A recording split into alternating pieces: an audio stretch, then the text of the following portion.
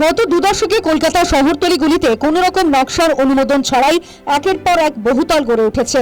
বহু ক্ষেত্রেই কোনো রকম নিয়ম মানা হয়নি। পুকুর বুঝিয়ে গাছ কেটে পুরো আইন না মেনে বিপজ্জনকভাবে একের পর এক বহুতল মাথাচাড়া দিয়েছে রাজারহাট, নিউ টাউন, দক্ষিণ দমদম, কামারহাটি, বরানগর, সোনারপুর, রাজপুর, মহেশতলা, বালি, হাওড়ার একাংশ জুড়ে। প্রায় সমস্ত ক্ষেত্রেই মুখ বুজেছিল তৃণমূল পরিচালিত পুরসভা, পুর নিগমগুলি। তার কারণ বহু ক্ষেত্রেই এই প্রমোটারদের মাথায় হাত ছিল শাসক দলের নেতাদের। এবার এই অঞ্চলগুলিতে নির্মাণ আতশকাচের তলায় পড়ল।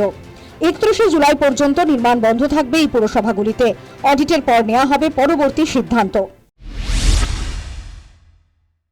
আমরা যে আইডেন্টিফাইড এরিয়া করেছি initially, Kolkata municipal corporation, Bidhannagar municipal কর্পোরেশনের রাজারহাট নিউ টাউন এলাকা, including new town Kolkata development authority NKDA, Pujali, Baruipur, Budge Budge, Maheshtala, Rajpur, Sonarpur, এর সাথে আজকে আমরা যুক্ত করেছি সাউথ দমদম, কামারহাটি এবং বরানগর।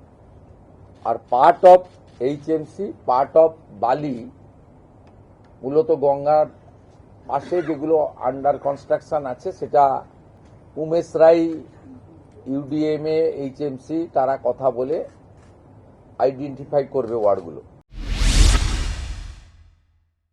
গত কয়েক বছরে কলকাতা এবং কলকাতা সংলগ্ন শহরতলিতে একের পর এক নির্মাণ ভেঙে পড়েছে।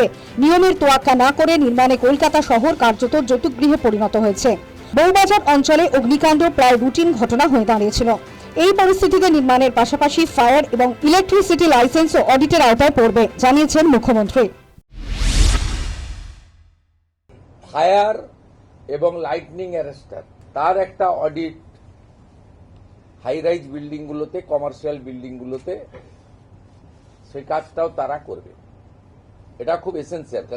তিল জ্বলার ঘটনাটার সঙ্গে ফায়ারের অ্যারেঞ্জমেন্ট, ইকুইপমেন্টস এবং ফায়ার লাইসেন্সের কোশ্চেন রিলেটেড ছিল।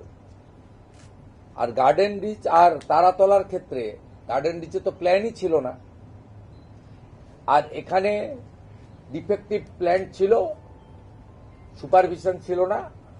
তার ফাইন্ডিংস কমিটিও বলবে। আমরা ইনিশিয়ালি যা পেয়েছি, উই আর নট ইঞ্জিনিয়ার, সেটা আপনাদের কাছে আমি বলে দিলাম।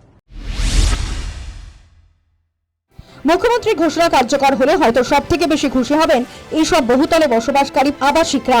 প্রচুর দাম দিয়েও জীবনের ঝুঁকি নিয়ে এই সমস্ত বহুতলে থাকতে হচ্ছে তাদের। প্রমোটারদের মাথায় প্রভাবশালীদের হাত থাকায় কোথাও কোনো রকম প্রতিবাদ জানাতে পারতেন না তারা। অবস্থার পরিবর্তন হবে, আশায় শহরতলি। News time.